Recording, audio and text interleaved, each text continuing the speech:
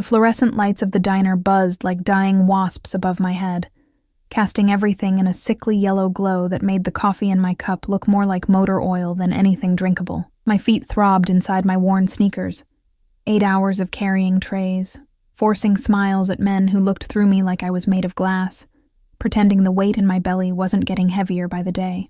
I pressed my palm against the small swell hidden beneath my oversized sweater, feeling the flutter that had become my only companion in this god-forsaken city. 3 months. 3 months since I'd run, since I'd disappeared into the maze of Brooklyn's forgotten neighborhoods, changing my name, dyeing my hair from honey blonde to this mousy brown that made me look perpetually exhausted. Maybe I was. Sophia, table 7 needs a refill. Marcus, my manager, didn't even look up from his crossword puzzle. He never used my real name, Emma, because he didn't know it. Nobody here did. Sophia Martinez was the ghost I'd become, the shadow of the girl who once believed in love, the girl who'd been stupid enough to fall for a monster in an expensive suit. I grabbed the coffee pot, the heat seeping through the cheap plastic handle, and made my way through the maze of cracked vinyl booths. The dinner rush had died down to just the regulars, lonely souls nursing burnt coffee and day-old pie, searching for something that existed only in the bottom of their cups. The bell above the door chimed. I didn't look up. I never looked up anymore. Looking up meant seeing faces, meant the possibility of recognition, meant the slim chance that one of his men might walk through that door and drag me back to the gilded prison I'd escaped. But something shifted in the air. It was subtle at first, the way conversations seemed to pause mid-sentence, the way the cook's radio suddenly sounded too loud, the way my skin prickled with awareness I'd spent 3 months trying to suppress. I knew that feeling. I'd lived with it for 6 months, that electric charge that announced his presence before he even spoke. The scent hit me next. Tom Ford Noir. Leather and spice and money. So out of place in this dive that it might as well have been a neon sign. My hands trembled, coffee sloshing over the rim of Mrs. Patterson's cup. Sorry, I muttered, grabbing a napkin, keeping my eyes down, always down. No harm done, sweetie. Her voice was kind, but distant. Everyone's attention had shifted to the door. I could feel him watching me. Every instinct screamed at me to run, to drop the coffee pot, sprint through the kitchen, disappear into the night. But running would draw attention. Running would confirm what I couldn't let him know. So I cleaned Mrs. Patterson's spill with steady hands that belonged to someone else, someone braver than me, and turned toward the counter. He sat in the corner booth, my breath caught in my throat like a trapped bird. Dante Moretti hadn't changed. 3 months might as well have been 3 seconds. His black suit was tailored to perfection, the kind of expensive that whispered rather than shouted, stretched across shoulders that could carry the weight of empires. Dark hair swept back from a face that belonged in Renaissance paintings. All sharp angles and dangerous beauty. A fallen angel who'd learned to love the fall. But it was his eyes that destroyed me, gray like storm clouds, like gunmetal, like the sky before everything goes to hell. They tracked my every movement with the patience of a predator who knows his prey has nowhere left to run. 2 men flanked him, his shadows, always his shadows. Marco with the scar across his jaw, and Luca, who smiled too much for someone who killed without hesitation. My manager approached their table, his usual gruffness replaced by something that looked like fear. Smart man. I turned away, focusing on wiping down the counter with mechanical precision. Maybe he hadn't recognized me. Maybe the hair dye and the weight loss and the exhaustion carved into my face had been enough. Maybe the brunette waitress.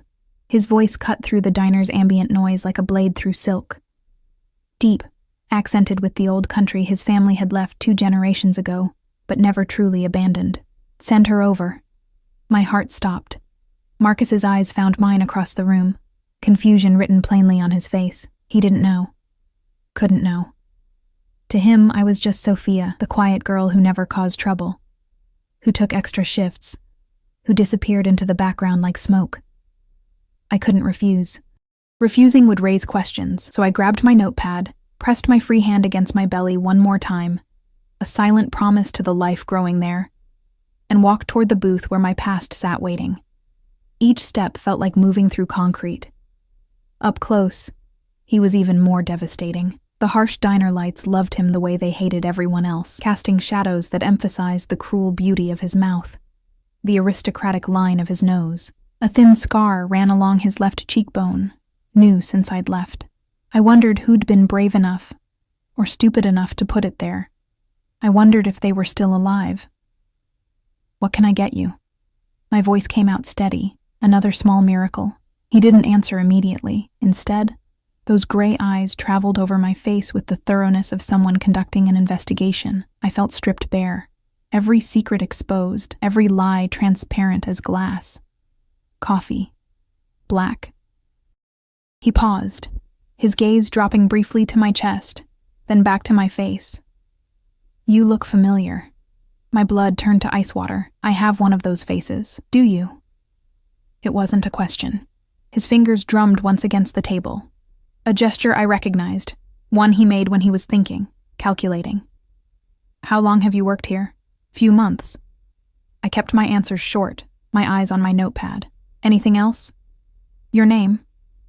The question hung in the air between us like a loaded gun. The lie tasted like ash. "Sophia. Sophia."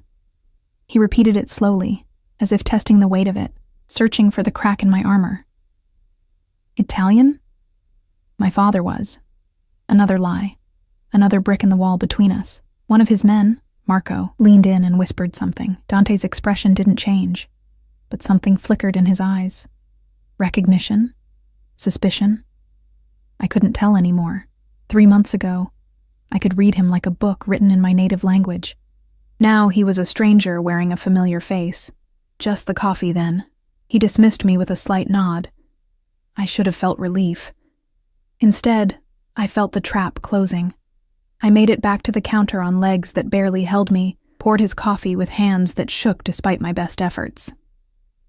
The cup rattled against the saucer. A tiny betrayal. When I returned to his table, he was on his phone, speaking in rapid Italian. I caught fragments. "Warehouse district. By morning." No witnesses. Before he noticed me and switched to English. "Grazie." He took the cup without looking at me, his attention on whatever business demanded blood and money in equal measure. I turned to leave. Wait. That single word froze me in place. "You're pregnant." It wasn't a question. My hand instinctively moved to my belly before I could stop it. Another betrayal. My body confessing what my mouth refused to admit. "That's not..." "How far along?" His voice had changed, dropped into a register that made my spine straighten with old, conditioned response. "I don't see how that's any of your business." The temperature in the booth seemed to drop 10 degrees. Marco and Luca shifted, their casual poses becoming alert. Dante set his phone down with careful precision, his full attention now locked on me like a spotlight I couldn't escape. "Answer the question." 3 months. The truth slipped out before I could stop it. Muscle memory. The way I'd always answered him, always obeyed even when every fiber of my being screamed resistance. His jaw tightened. Those gray eyes turned to steel. "Take off your sweater." "What?" "No. Now." The command in his voice bypassed my brain and went straight to my hands. I found myself clutching the hem of my sweater, fighting the ingrained urge to obey, to please, to submit to the man who'd owned every piece of me before I'd found the courage to run. "I'm working." My voice shook. "If you want something, order it. Otherwise..." He stood. The movement was fluid, controlled, but it brought him close enough that I could smell the familiar scent of his cologne mixed with something darker. Gunpowder, perhaps, or the metallic tang of violence.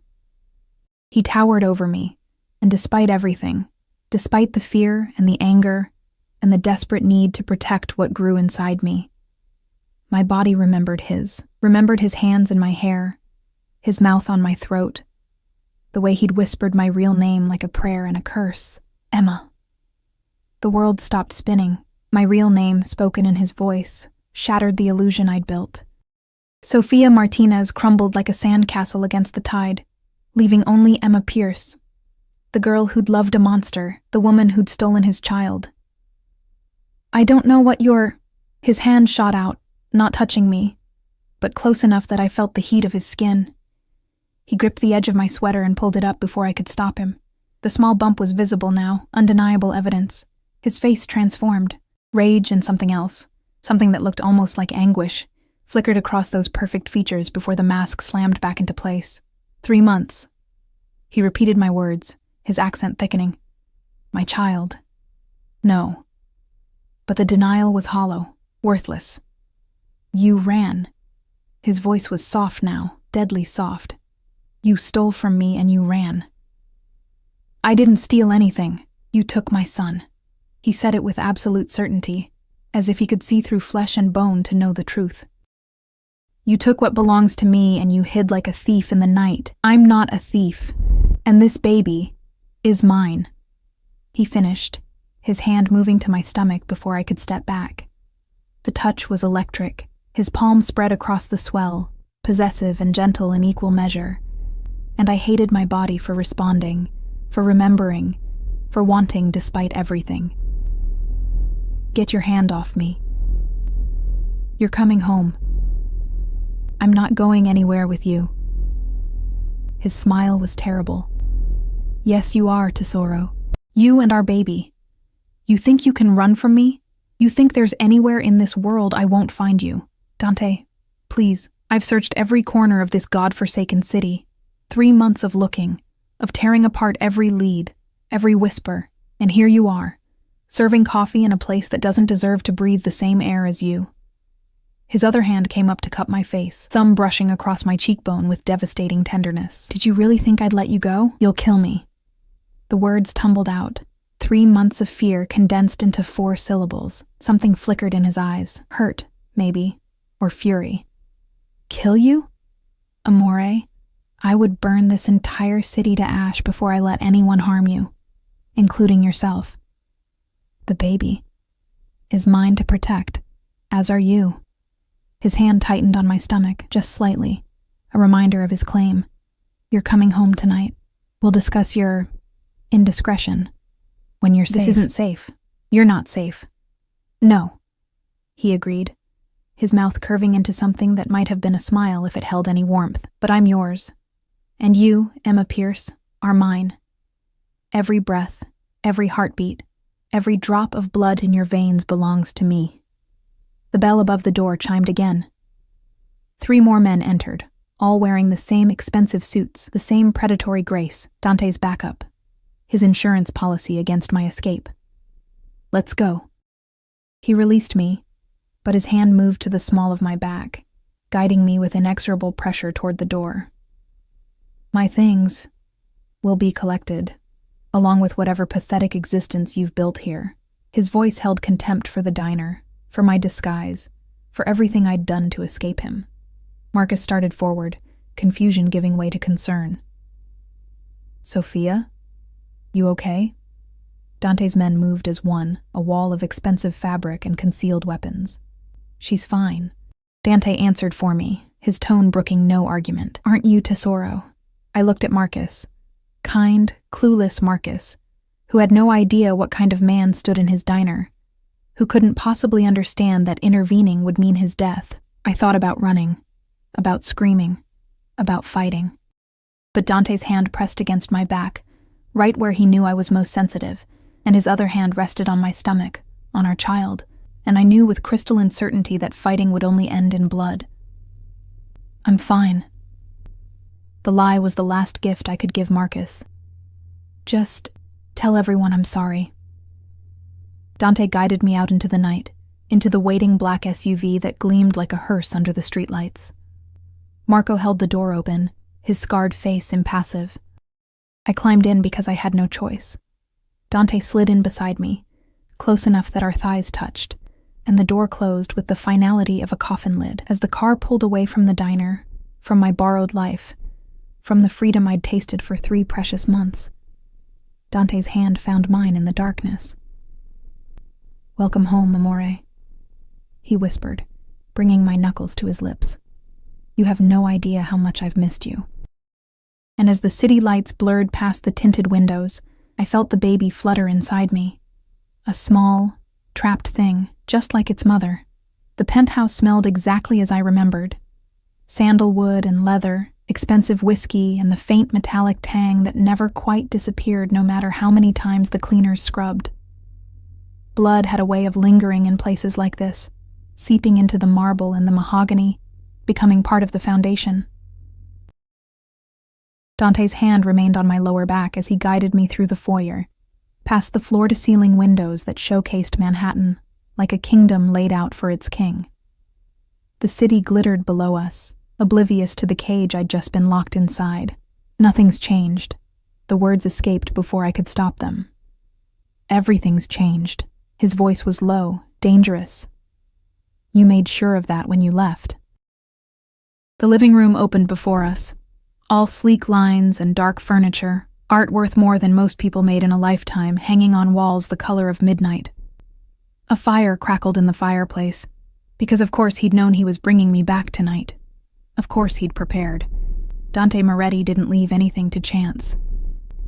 Sit. He gestured to the leather sofa, but it wasn't a suggestion. I remained standing, my arms wrapped around my middle, protecting the swell that had given me away. How did you find me? How did I? He laughed, but there was no humor in it. Tesoro, I own half the city. The other half fears me. Did you honestly think dyeing your hair and hiding in Brooklyn would be enough? You weren't looking in the right places.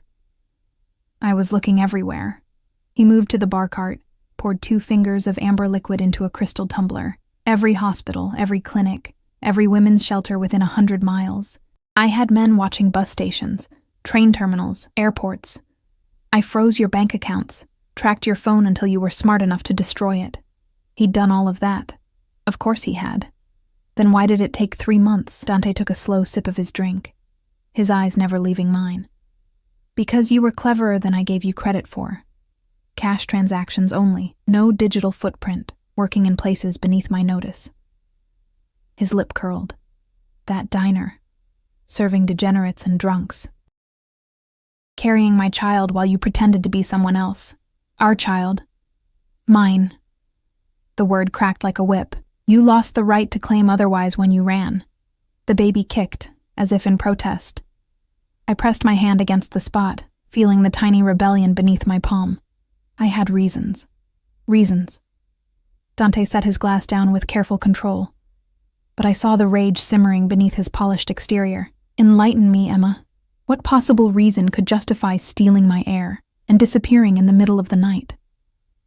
You killed him. The accusation tore from my throat.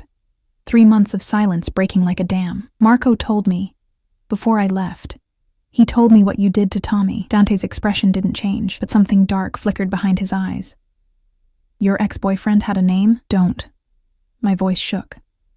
Don't pretend you don't remember. He came to me, Dante, 2 days before I left.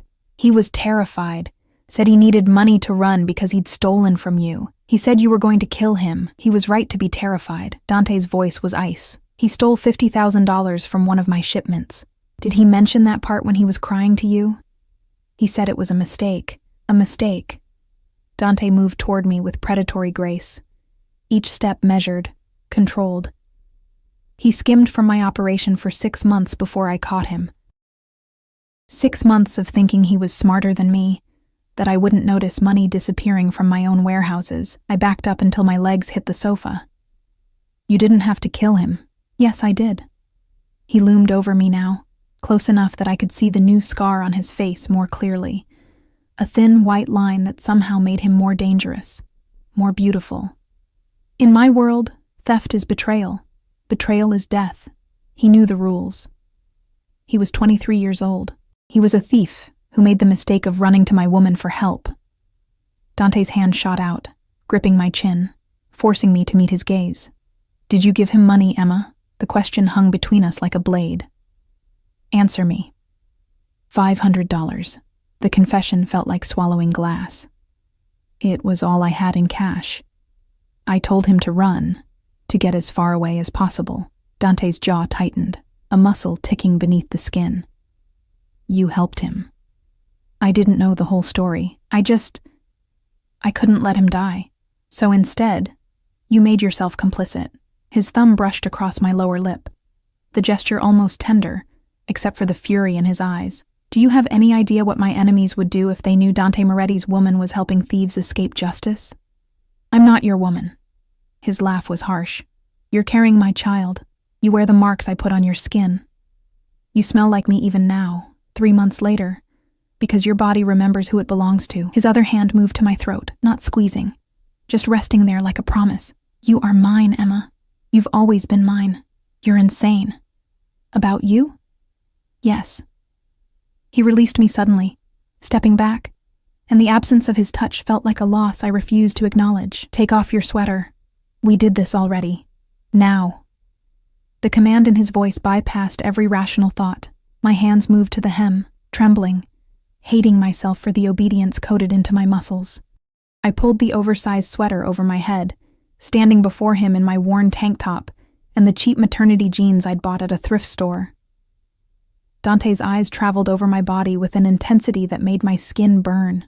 The tank top clung to the small bump, undeniable proof of what we'd created together.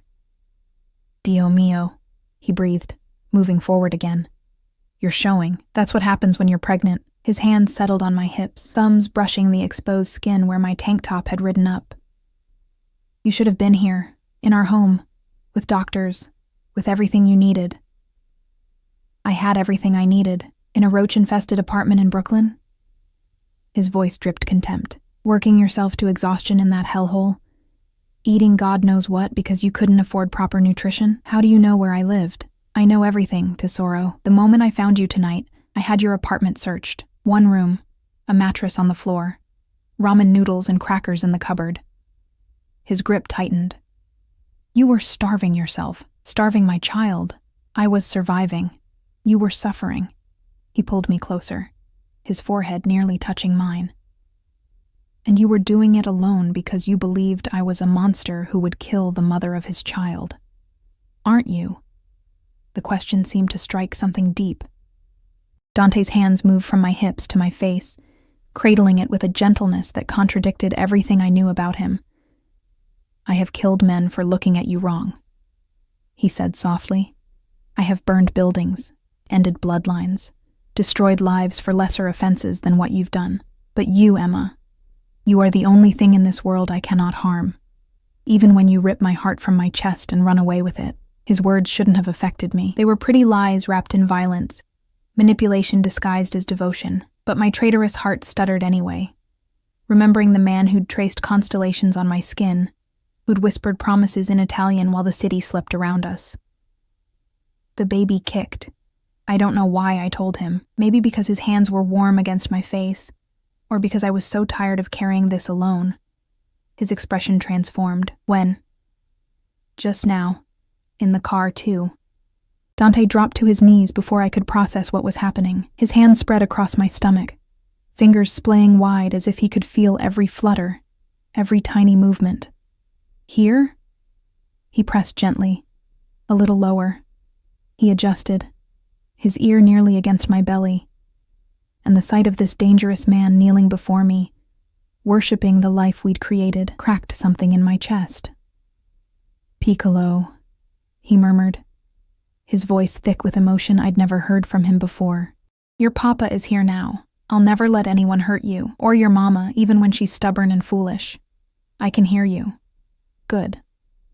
He looked up at me, still on his knees, still touching me like I was something precious instead of a prisoner. You need to understand something, Emma. I'm not the villain in this story. I'm the man who would tear the world apart to keep you safe. You're the man who kills people. Yes. No denial, no justification. I am. But never you. Never our child. He stood slowly, his hands never leaving my body. What happened to Tommy was justice. What happens to you is mercy. Mercy looks a lot like captivity. Call it what you want. He guided me to the sofa, sat me down with careful hands. You're not leaving again. Not tonight. Not ever. This penthouse is your home. My men will be stationed at every exit. You'll have everything you need. Doctors, clothes, food, whatever the baby requires. And if I refuse, Dante crouched before me, his hands on my knees, then you'll refuse from the safety of this penthouse. I won't chain you, Amore. I won't lock you in. But make no mistake, you are mine, and I protect what's mine with everything I have." A knock at the door interrupted whatever I might have said. Marco entered, his scarred face impassive. "The apartment has been cleared. Her belongings are being brought up." "Her belongings?" Dante's lip curled. What little she had. "There's something else." Marco's eyes flicked to me, then back to Dante. "We found a burner phone. Recent calls to a number in New Jersey." The temperature in the room dropped 10 degrees. "Who?" Dante's voice was deceptively calm. "Still tracing it, but, boss..." Marco hesitated. "The call duration suggests more than just check-ins." Dante stood slowly, his entire demeanor shifting from tender to lethal. "Emma, who have you been calling?" My mouth went dry. "No one." "Don't lie to me." Each word was clipped, precise. "Not after everything. Who have you been calling?" "My sister." The truth tumbled out. "Just my sister, to let her know I was alive." "Your sister who lives in Ohio. She was visiting family in New Jersey. I called her once a week, that's all." Dante's jaw clenched. "What did you tell her?" "That I was safe, that I couldn't come home yet." "Did you tell her about the baby?" I hesitated a second too long. "Mirda." He spun away, his hand raking through his hair. "Who else knows?" "Just her, I swear. Your sister, who talks to your mother, who talks to her friends, who talk to..." He cut himself off, his hands gripping the mantle of the fireplace so hard his knuckles went white. "Do you understand what you've done? If my enemies discover you're pregnant, discover there's an heir they can target..." "I was careful. Careful." He whirled on me. "You were reckless, stupid. You put yourself and our child at risk because you couldn't bear to let your family think you were dead. They deserve to know I'm alive. They deserve to bury an empty casket if it keeps you safe." The roar echoed off the walls, raw and terrible. Silence fell between us, heavy with his rage and my defiance. When he spoke again, his voice was controlled, but I heard the violence beneath it. "Marco, find out everyone she contacted, everyone who knows she's alive, pregnant, or in this city. I want names by morning. Boss, and double the security detail. No one in or out without my personal approval." Marco nodded and left, closing the door with a soft click. Dante turned back to me, and for the first time since he'd found me, I saw genuine fear in his eyes. "You don't understand the world I live in," he said quietly. "The enemies I've made. There are men who would cut our child from your womb just to hurt me. Women who would poison your food because they want my name, my power, my empire. And you called your sister from a traceable phone. I didn't know. You should have." He moved to the window, staring out at the city he ruled. "But you didn't, because I never told you the whole truth. I kept you separate from the worst of it, tried to give you a normal life while I built my kingdom on blood and bones."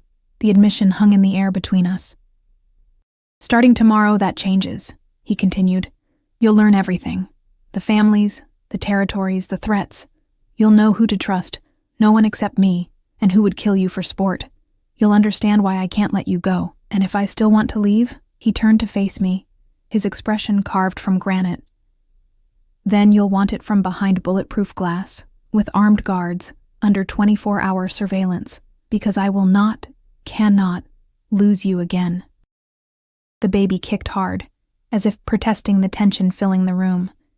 Dante saw me press my hand against the spot and crossed to me in 3 strides. "Pain?" "No.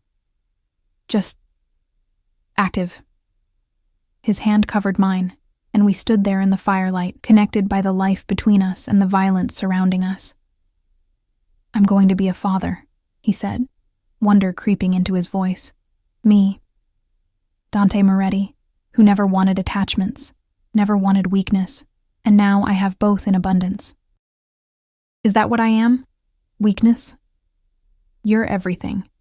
His free hand cupped my face. "My strength and my weakness, my heaven and my hell, the only person who could destroy me, and the only person I would let." He kissed me then, and I hated that I kissed him back. Hated that my body remembered his, hated that 3 months of freedom dissolved the moment his mouth claimed mine. When he pulled away, his thumb traced my swollen lips. "Welcome home, amore mio," he whispered. Our real life starts now. Morning light filtered through the floor-to-ceiling windows like an interrogation lamp, harsh and unforgiving. I woke in Dante's bed, our bed, as he'd corrected me last night, wrapped in Egyptian cotton sheets that probably cost more than my entire 3 months of rent in Brooklyn. The mattress remembered my shape.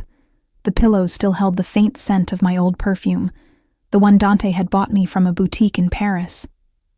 Everything here remembered me, even when I'd tried so hard to forget.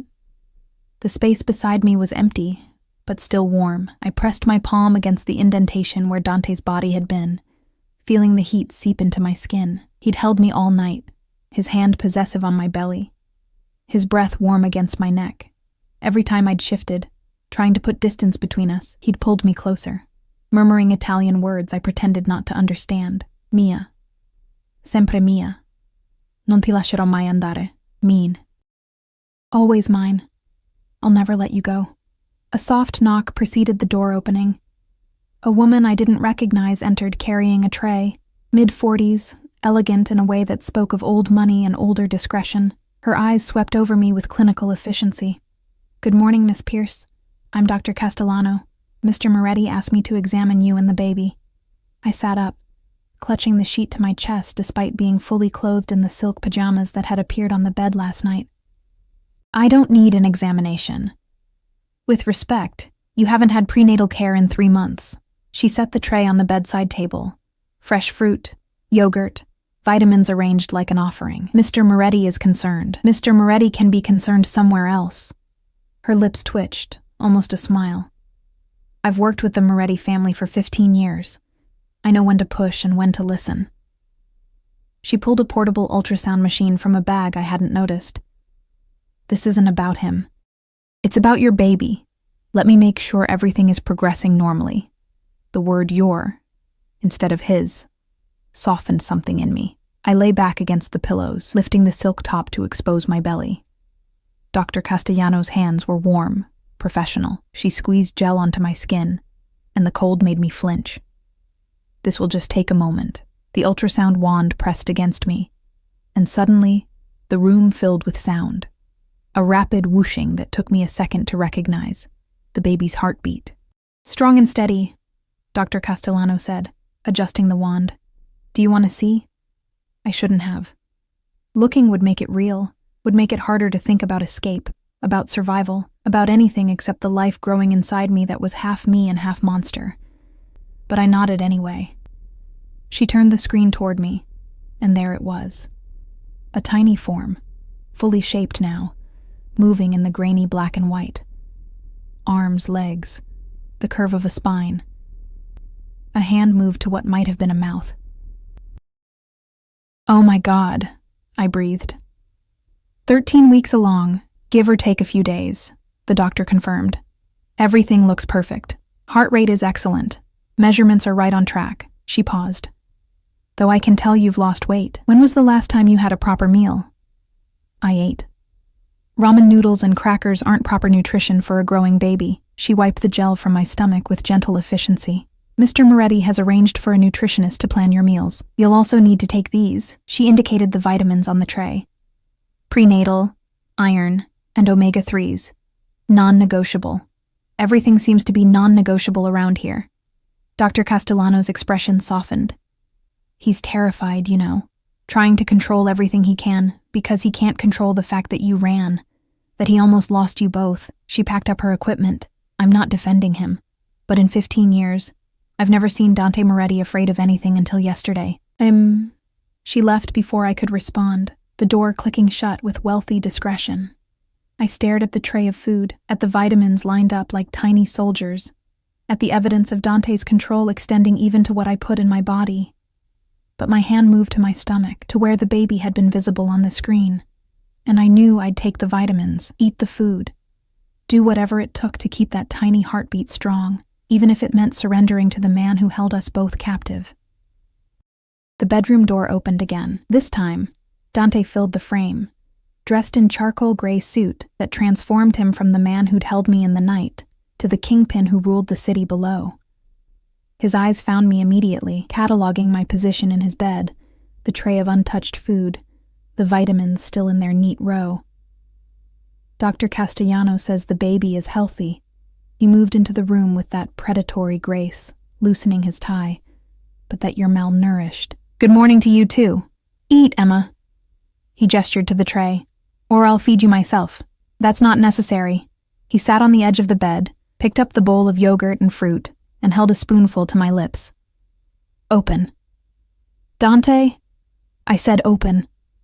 The command in his voice made my jaw unlock automatically. The yogurt was perfect. Greek, honey-sweetened with fresh berries that burst flavor across my tongue. I chewed, swallowed, and glared at him. There. Happy, ecstatic. He fed me another spoonful. You'll eat 3 meals a day plus snacks. Dr. Castellano will monitor your weight gain. If you refuse, I'll have nutrients delivered intravenously. That's insane. That's fatherhood. Another spoonful. I'm responsible for the life inside you. I take that responsibility seriously. I wanted to argue, to fight, to refuse the care being forced on me. But the baby kicked, a gentle flutter, and I found myself opening my mouth for the next bite. We fell into a rhythm. He fed me, I ate, and the morning sun painted us both in shades of gold that made the scene almost domestic, almost normal, almost like we were a real couple preparing for a real baby instead of a captor and his prisoner bound by biology and obsession. I have meetings today, Dante said, setting the empty bowl aside.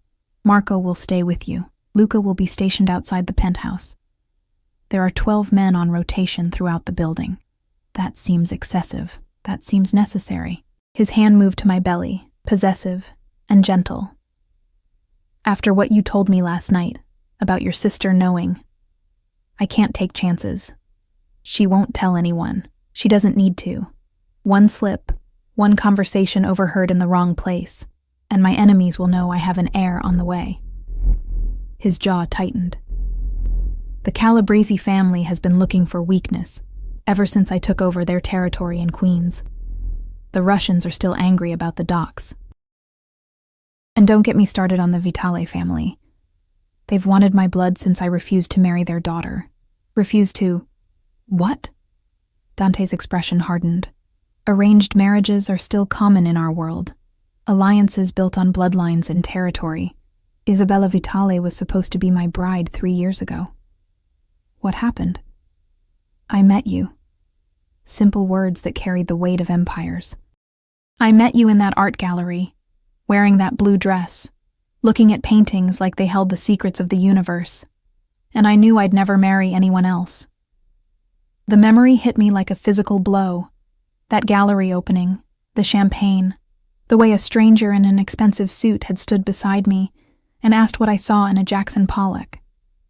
I'd said chaos and beauty in equal measure.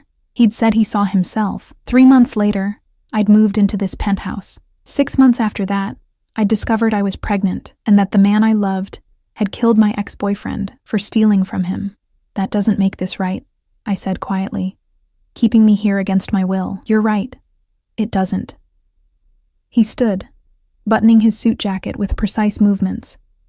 But I'm not a good man, Emma. I never pretended to be. I'm a man who takes what he wants and destroys anyone who tries to take it from him. His eyes met mine, gray and unflinching. And I want you.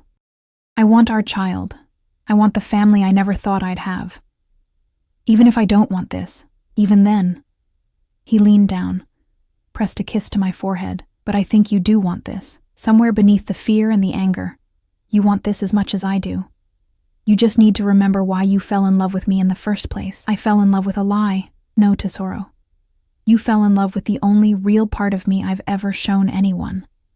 He straightened, adjusting his cufflinks. Marco will bring you lunch at noon. Wear something comfortable. The nutritionist will be here at 2, followed by a personal shopper at 4. Your wardrobe needs updating for the pregnancy. I don't need... You need everything. He cut me off, his voice brooking no argument. And you'll have it. Clothes, furniture for the nursery, whatever your heart desires. The only thing you won't have is freedom. Not until I'm certain you're safe. He left before I could respond, the door closing with expensive finality. I sat in his bed, our bed, surrounded by luxury that felt like prison bars made of silk and gold, and tried not to think about how easily I'd opened my mouth for him, how naturally I'd let him feed me, touch me, claim me. The baby kicked again, stronger this time. "We're in trouble," I whispered to the small life inside me. So much trouble. The afternoon unfolded exactly as Dante had dictated. Marco appeared at noon with lunch: grilled salmon, roasted vegetables, quinoa, all arranged like art on bone china. He stood by the window while I ate, his scarred face impassive, but I caught him watching me with something that might have been sympathy. "How long have you worked for him?" I asked, more to break the silence than out of genuine curiosity. 12 years. Marco's voice was surprisingly gentle for a man who looked like he'd been carved from violence. "Since we were kids, really. He saved my life. I owe him everything. Even helping him keep me prisoner?" "You're not a prisoner, Miss Pierce. You're protected." Semantics. Marco's lips twitched. "Mr. Moretti has enemies who would gut you just to watch him suffer. Keeping you here isn't cruelty. It's survival. And if I want to leave anyway," his expression hardened, "then I'd stop you. Not because I want to, but because I won't watch another person he loves die on my watch." The words hung heavy between us. Another person he loves. Who did he lose? Marco's jaw tightened. "That's not my story to tell." He gestured to my half-eaten lunch. "Finish your food. The nutritionist will want to see what you've been eating." I picked at the salmon, my appetite gone. The nutritionist arrived precisely at 2, a stern woman named Maria, who catalogued my diet with increasing horror and prescribed a meal plan that would have fed a small army. Then came the personal shopper, arms loaded with garment bags and shoe boxes, transforming the bedroom into a boutique. "Mr. Moretti specified comfort and elegance," she said, "hanging dresses I'd never wear, arranging shoes I'd never walk in. Everything is adjustable for the pregnancy. He wants you to feel beautiful. He wants me to feel owned." She paused, a cashmere sweater in her hands, and met my eyes. "In my experience, Miss Pierce, men like Dante Moretti don't go to this much trouble for possessions. They go to this much trouble for obsessions." She smiled. "And obsession, in the right hands, can look a lot like love." After she left, I stood in front of the mirror, wearing one of the new dresses, soft dove gray, empire waist, probably worth more than I used to make in a month. The woman staring back at me looked like someone I used to know, someone who belonged in this world of wealth and danger, someone who was falling back under Dante Moretti's spell. The penthouse door opened. I heard voices. Dante's low rumble, another man's nervous tenor. Footsteps approached the bedroom. Dante appeared in the doorway, his tie loosened, his expression carved from stone. "We have a problem." My heart stopped. "What kind of problem?" "The kind that involves your ex-boyfriend." He moved into the room, and I saw Luca behind him, holding a tablet. Tommy wasn't working alone when he stole from me. The floor seemed to tilt beneath my feet. "What?" "Show her." Dante gestured to Luca, who brought the tablet forward. Security footage played on the screen. Grainy, black and white, but clear enough. Tommy, alive and moving, in what looked like a warehouse. But he wasn't alone. A woman stood beside him, her face partially obscured by shadow. Dante's finger tapped the screen, zooming in. My blood turned to ice. The woman was me, except it wasn't. Not really.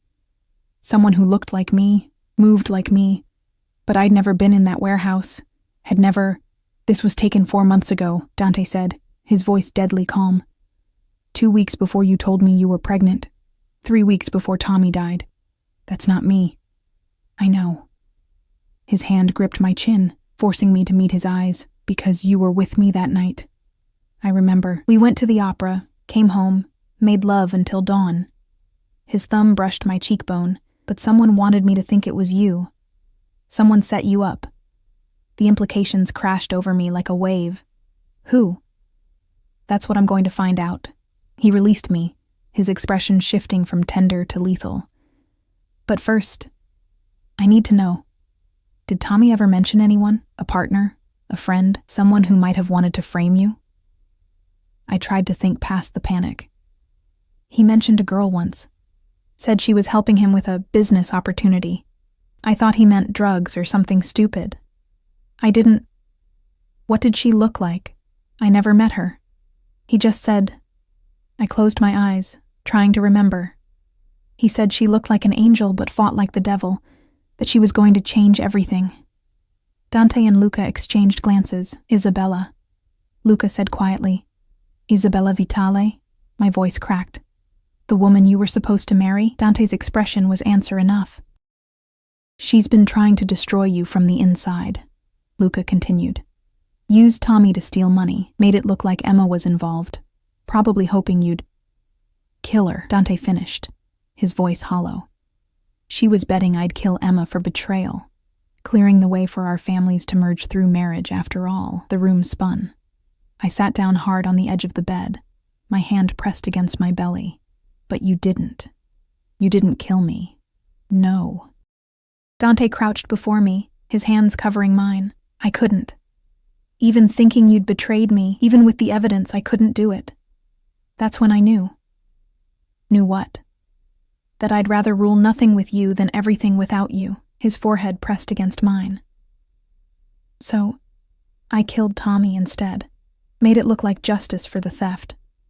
When really, I was protecting you from a truth I thought would destroy us both.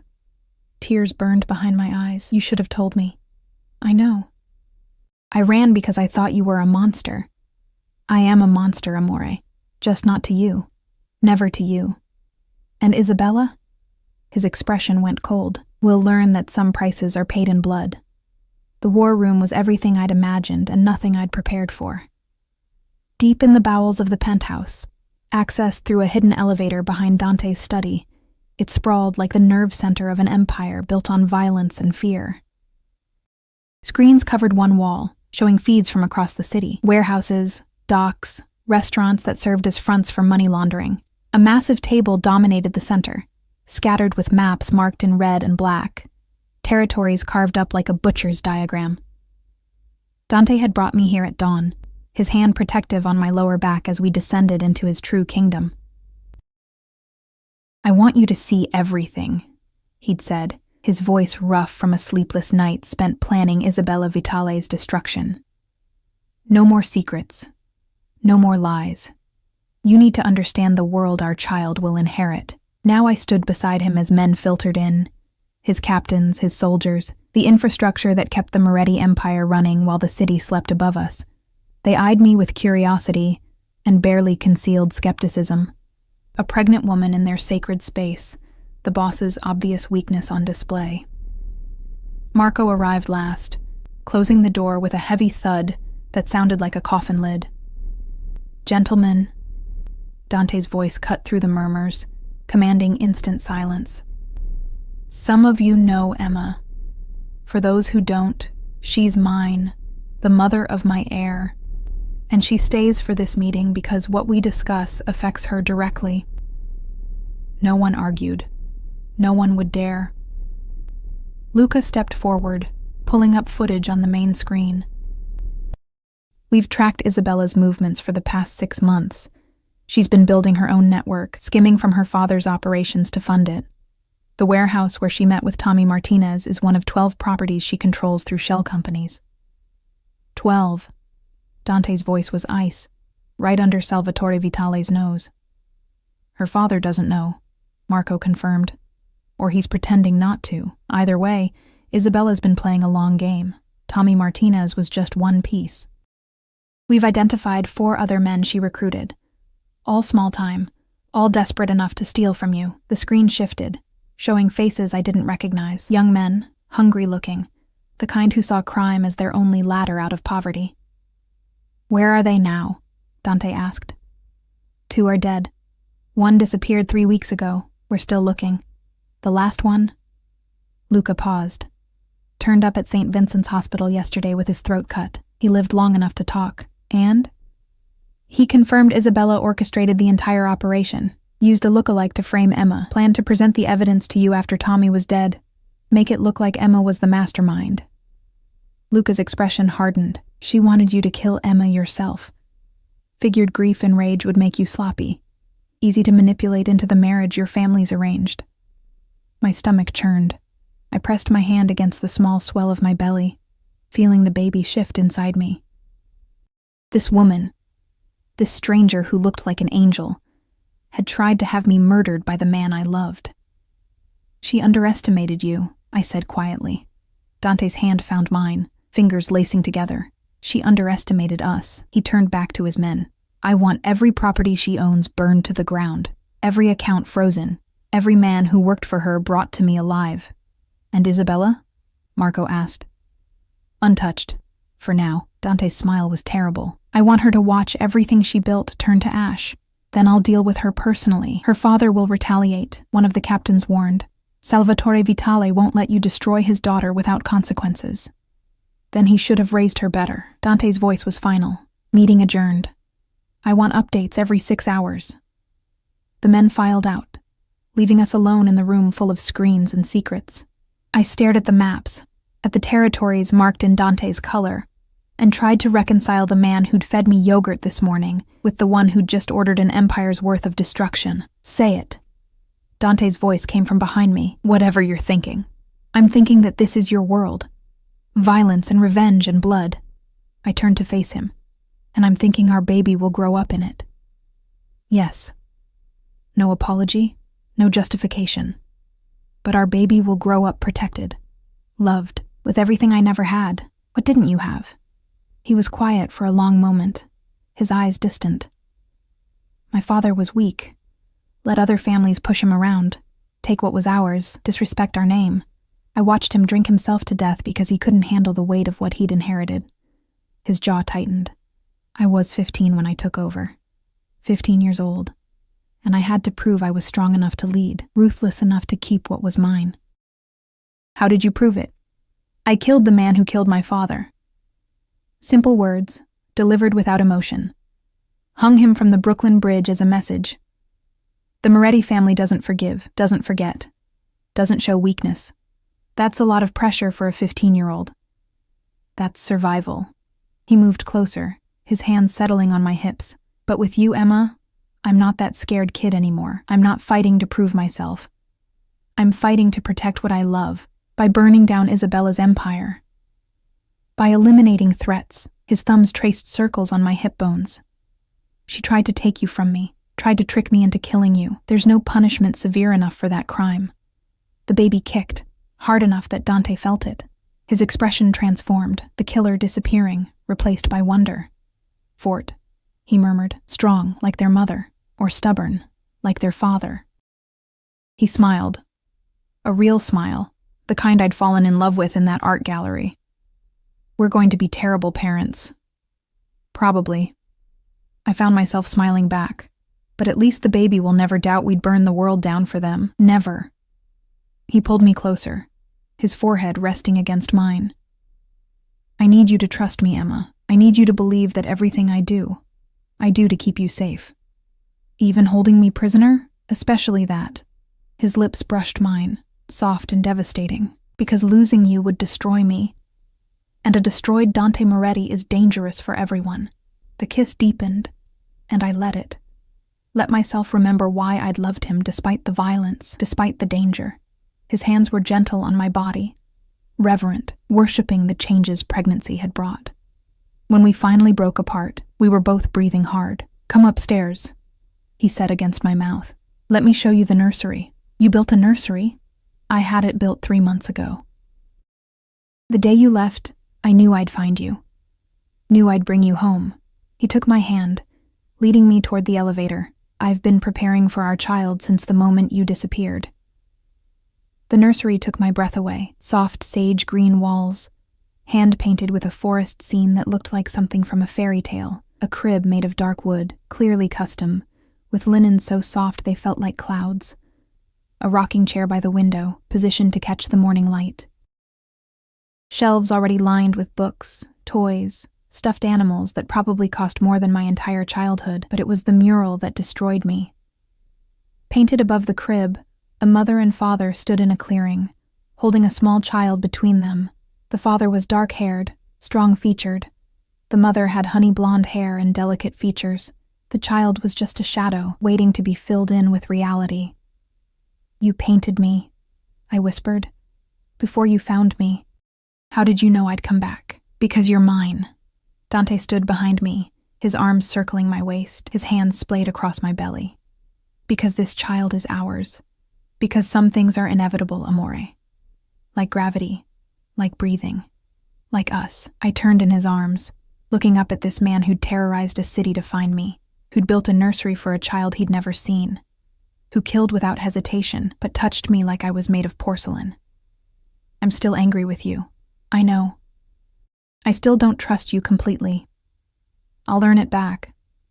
His hand cupped my face, however long it takes, and if Isabella comes for us, she won't get the chance. His voice dropped, cold and final. Tonight her world ends. Tomorrow ours begins. Night fell over Manhattan like a velvet curtain, and I watched from the penthouse windows as Dante's empire went to work. My phone, a new one, untraceable, that Dante had given me, buzzed with updates from Luca, warehouse on Pier 47, secured. Brooklyn location, cleared. Assets frozen. Each message was another piece of Isabella's kingdom crumbling. I should have felt guilty, watching a woman's life's work dissolve. Instead, I felt safe, protected. Because this woman had wanted me dead, had manipulated events to put a target on my back, and Dante was erasing her like she'd never existed. You should rest. Marco appeared with a tray, herbal tea, crackers, fruit. The evening snack Dr. Castellano had prescribed. It's going to be a long night. Where's Dante? Handling the final location personally. Marco set the tray down, his expression carefully neutral. He wanted to be there when they brought Isabella in. My blood chilled. Brought her in where? Here, to the penthouse. Marco's eyes met mine. He wants you to see what happens to people who threaten his family. I don't want to see that. With respect, Miss Pierce, you need to. He gestured to the windows, to the city sprawling below. This is the world you're part of now. The world your child will inherit. Better to understand it with your eyes open than to live in denial. He left me alone with those words and the tea I couldn't drink. An hour later, the elevator chimed. Voices filled the foyer. Dante's calm authority, Luca's efficiency, and a woman's voice, sharp with fury and fear. You can't do this. My father. Your father disowned you an hour ago. Dante's voice carried no emotion. When I showed him the evidence of your embezzling, of your failed assassination attempt, of every law you broke building your pathetic little empire, he called you a disgrace to the Vitale name. You're lying. Am I? Call him yourself. Silence.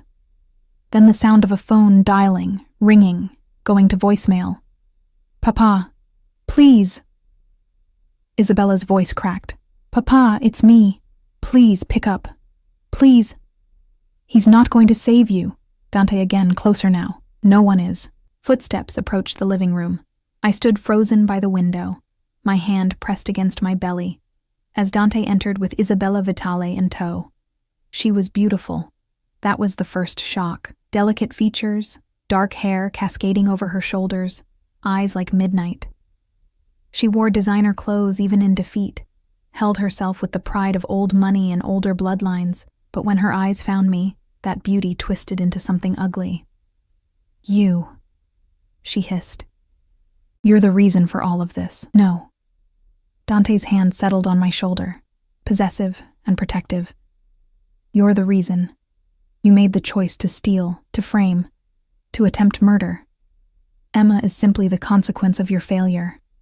Isabella's gaze dropped to my belly, and I saw the moment she understood. You're pregnant. With my heir. Dante's voice held unmistakable pride. The child you tried to prevent by having their mother killed. I would have given you heirs. Isabella's composure cracked. Strong sons from two powerful families. Children who would have united our empires. Instead you chose her. A nobody. An outsider who doesn't understand our world. She understands love. Dante pulled me closer. Something you've never comprehended. Isabella laughed, bitter and sharp. Love? You think love matters in our world? Power matters. Blood matters. Legacy matters. That baby she's carrying will make you weak, Dante.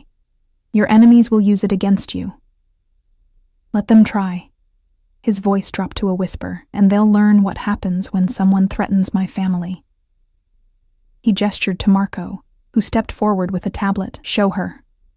The screen displayed financial records, properties, accounts. Everything Isabella had built, now systematically destroyed. Each asset seized, each connection severed, each ally turned away. "You have nothing," Dante said simply. "No money, no properties, no family. You're a ghost in a world you tried to rule. You can't. My father will." "Your father signed the papers himself." Marco showed her the documents. "He's disowned you, Isabella. You're no longer a Vitale. You're nothing." I watched her face crumble, watched the realization of total defeat sink in. Part of me felt pity, a small part. The rest remembered that this woman had wanted me dead, had manipulated events to make the man I loved into my executioner. "What happens now?" Isabella's voice was barely a whisper. "Now?" Dante considered. "You leave New York, tonight. Luca will escort you to the airport. You have a one-way ticket to Rome and enough money for 6 months. After that, you're on your own. You're letting me live?" Shock colored her features. "I'm letting you exist." Dante's correction was deliberate, because killing you would start a war I don't need. "But make no mistake, if you ever set foot in this city again, if you ever come near my family, if you even speak Emma's name, I won't be merciful twice." Isabella's eyes found mine one last time. "He'll get tired of you," she said, venom in every word. "Men like Dante Moretti don't stay faithful, don't stay satisfied. Give him a year, maybe 2, and he'll be looking for something new, something better. That's the difference between you and me." I kept my voice steady, channeling strength I wasn't sure I possessed. "You see him as a prize to be won. I see him as a man to be loved, and love doesn't expire when things get difficult." Dante's hand tightened on my shoulder. "Get her out of here," he told Luca. "I don't want to see her face again." They escorted Isabella to the elevator, her designer heels clicking against marble like a countdown. When the doors closed on her furious, defeated expression, the penthouse fell silent. Dante turned me in his arms, his hands framing my face. "You defended me," he said. Wonder in his voice. "You defended me first." I pressed my palm against his chest, feeling his heartbeat race beneath expensive fabric. 3 months ago, when you couldn't bring yourself to believe I'd betrayed you, you chose love over evidence, over logic. I chose you. He kissed me softly. "I'll always choose you." The baby kicked between us and we both smiled.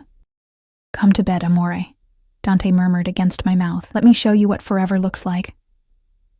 6 months later, the first snow of winter fell over Manhattan like a benediction. I stood at the nursery window, my hand resting on the swell of my belly. Massive now, heavy with the life ready to enter the world any day. Behind me, Dante assembled a crib mobile, cursing softly in Italian when the pieces refused to cooperate. The sight of the city's most feared crime lord struggling with baby furniture made me smile despite the Braxton Hicks contractions that had been plaguing me all morning. "You could ask Marco to do that," I said, watching his reflection in the window. "Marco doesn't get to build our son's first mobile." Dante's voice held absolute conviction. "That honor is mine, our son." The ultrasound at 20 weeks had confirmed what Dante had somehow known from the beginning. A boy with his father's strong heartbeat, and his mother's stubborn refusal to cooperate during measurements. Dr. Castellano had laughed when the baby kept turning away from the scanner, hiding his face like he already understood the value of privacy in the Moretti world. We'd named him Alessandro, after Dante's grandfather, the one good man in a family tree full of violence. "How are you feeling?" Dante abandoned the mobile, crossing to me with those careful steps he'd adopted once my center of gravity shifted. His hands settled on my hips, supporting weight I could no longer carry alone. Like I'm smuggling a bowling ball, I leaned back against his chest. "Dr. Castellano says any day now." "Good." His palms spread across my belly, and Alessandro responded immediately, pushing against his father's touch. "I'm ready to meet him, ready to hold him, ready to start our real life." Our real life had already begun, though neither of us had noticed exactly when.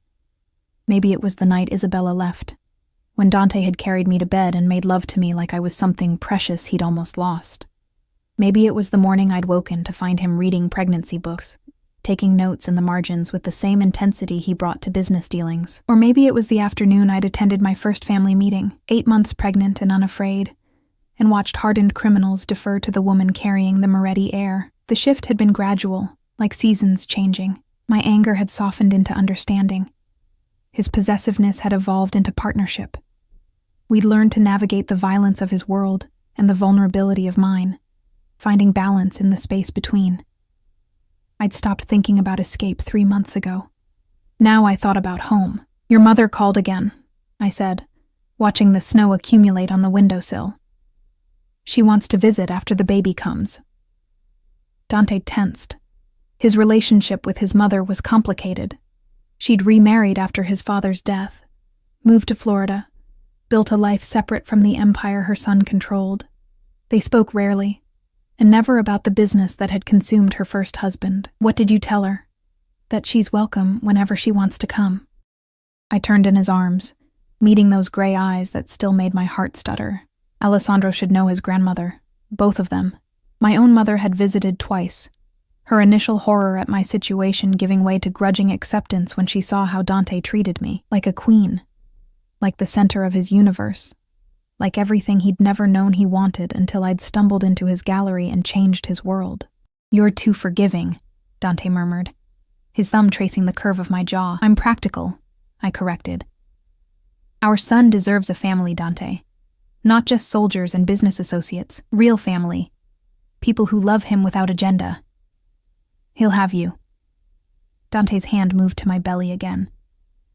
That's more than I ever had. The raw honesty in his voice still surprised me sometimes. 6 months of living together without the option of running had stripped away the walls between us. We'd fought, God, how we'd fought, about his overprotectiveness, my stubbornness, the future we were building on a foundation of blood and money.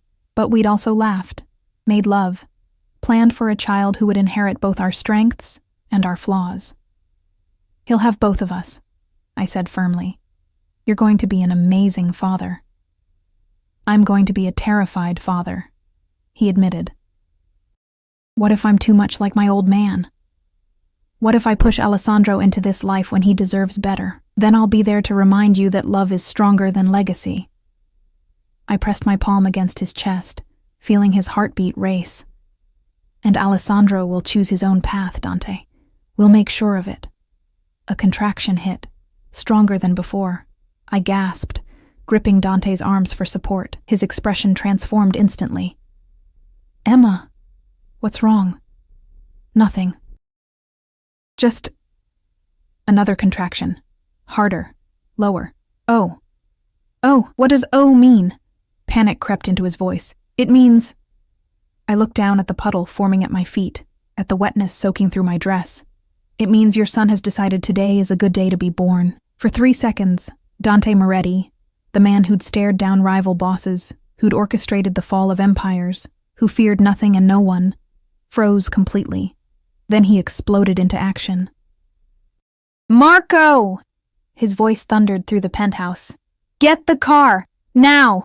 Luca, call Dr. Castellano! Everyone else, move! Dante, calm down. Calm down? You're in labor." He swept me into his arms like I weighed nothing, cradling me against his chest. "How far apart are the contractions? Did your water just break? Is the baby okay? Are you okay?" "I'm fine. The baby's fine." This is normal. Nothing about this is normal. He carried me toward the elevator, barking orders at the men who'd appeared from various corners of the penthouse. Someone grabbed the hospital bag. "Where's the hospital bag? Emma, where did you put the hospital bag?" "In the nursery closet, where it's been for 3 weeks. 3 weeks, and you didn't tell me to move it somewhere more accessible?" He was actually arguing with me while I was in labor. Another contraction seized me, and I buried my face in his neck, breathing through the pain. His cologne, that same Tom Ford Noir that had given him away in the diner, grounded me, reminded me that despite the chaos, I was safe. The elevator ride felt endless. Marco waited in the underground garage with the SUV, engine running, door open. Dante settled me in the back seat with a gentleness that contradicted his obvious panic. "Drive carefully but quickly," he ordered Marco. "Every red light is optional. If anyone tries to pull us over, they're getting a new car." "We're not stealing a police car," I managed between contractions. "Watch me." The drive to Mount Sinai took 15 minutes that felt like hours. Dante held my hand the entire time, whispering promises and prayers in Italian, his usual composure completely shattered. When we pulled up to the emergency entrance, Dr. Castellano was already waiting with a wheelchair and a team of nurses. "Right on time," she said calmly, helping me into the chair. "How far apart are the contractions?" 4 minutes. I gasped as another one hit, maybe 3. First babies usually take longer, but let's get you checked. She wheeled me toward the elevators while Dante hovered, his hand never leaving my shoulder. The private suite he'd reserved months ago was ready, more like a luxury hotel room than a hospital, with soft lighting and comfortable furniture, and a view of the city that reminded me how far I'd come from that diner in Brooklyn. Dr. Castellano examined me with efficient professionalism. "You're at 6 centimeters. Moving fast for a first labor. We'll get you set up with an epidural if you want one." "Yes," I said immediately. "No." Dante looked horrified. "You want them to stick a needle in your spine?" "I want them to stop the pain. What if something goes wrong? What if—" Dr. Castellano fixed him with a look that had probably terrified medical students for decades. "Mr. Moretti, your job right now is to hold your wife's hand.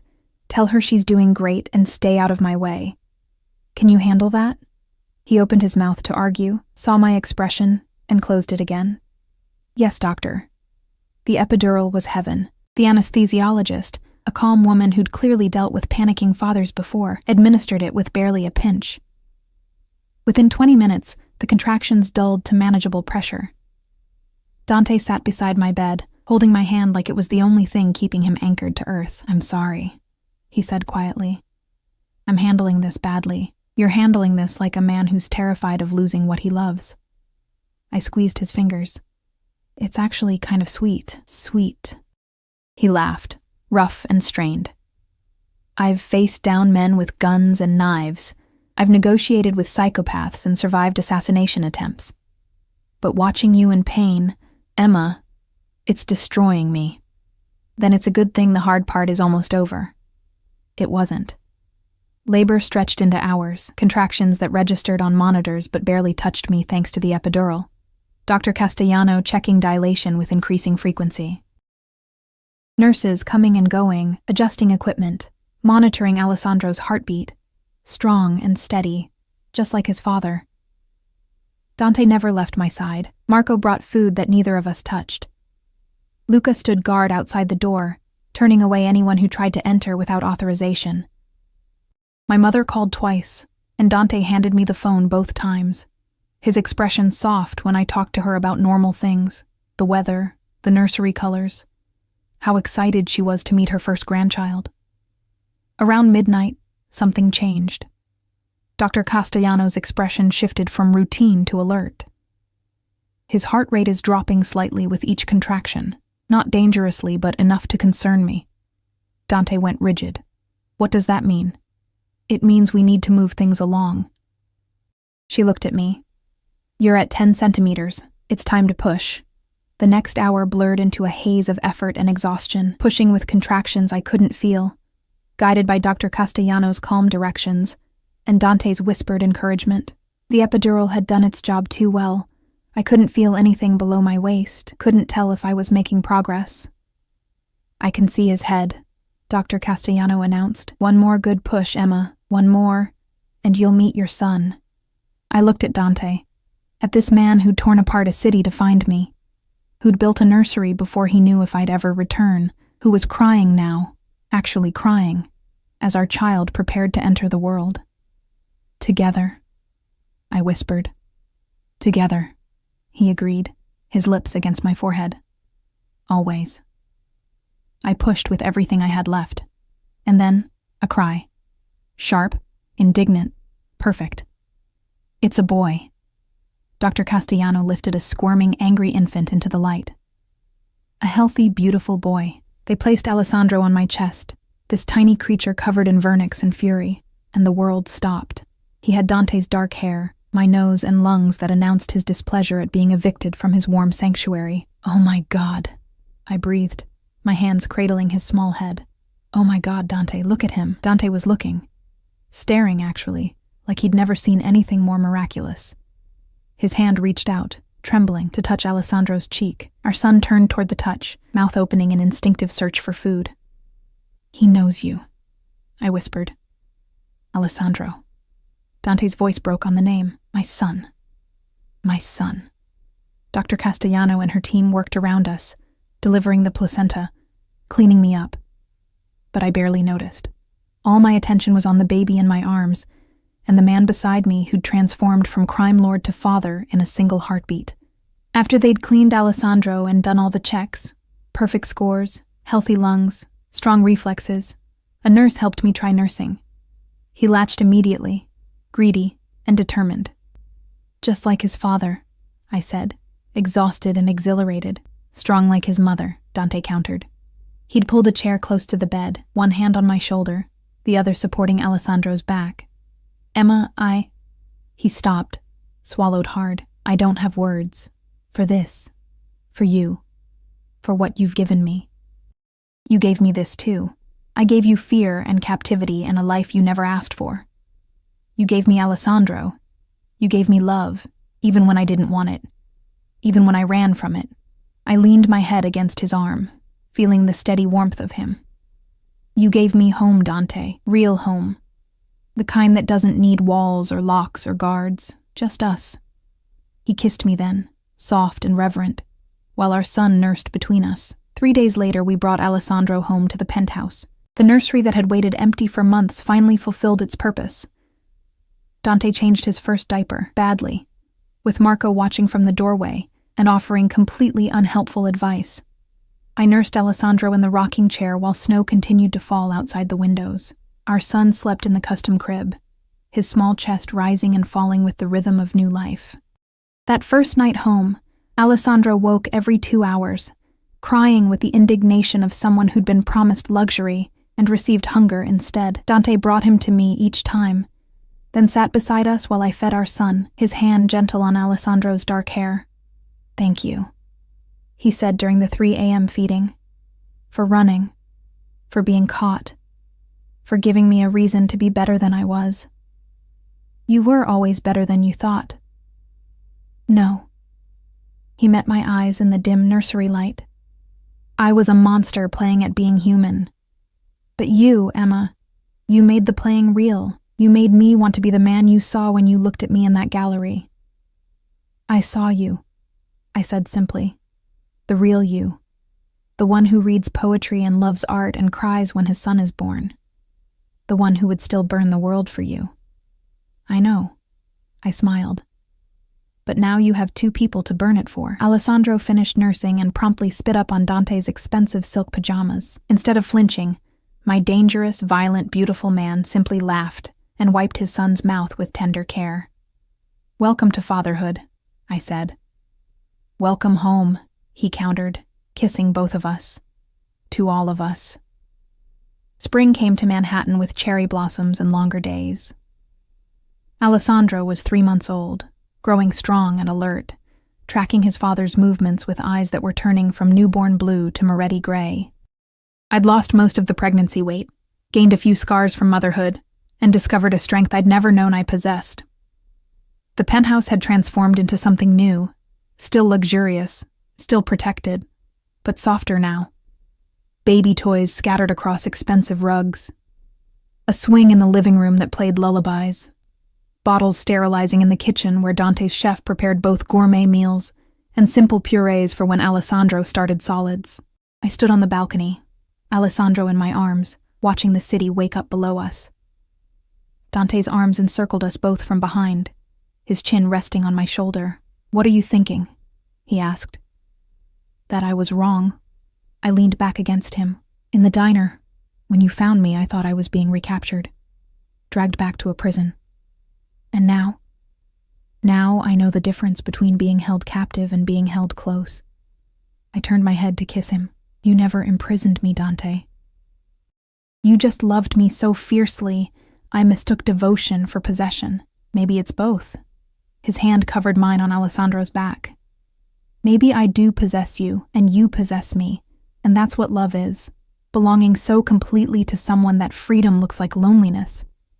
Alessandro cooed, waving his small fist at the morning sun.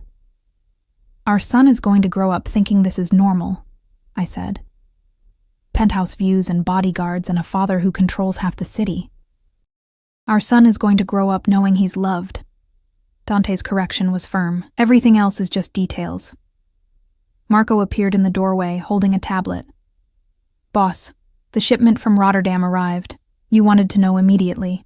Dante tensed slightly, business calling even on a peaceful morning. But then he looked at Alessandro, at me, and shook his head. It can wait an hour. His arms tightened around us. Tell them I'm busy. Marco's scarred face split into something that might have been a smile. Yes, boss. He left us alone on the balcony, a family built from violence and fear and love that refused to die even when I'd run from it. I never thought I'd have this, Dante whispered, his voice thick with emotion. A family. A son. A woman who loves me despite knowing exactly who I am. I love you because of who you are. I turned in his arms, Alessandro between us. The good and the bad. The monster and the man. All of it. He kissed me then, deep and slow, while our son made happy noises between us and the city stretched out below.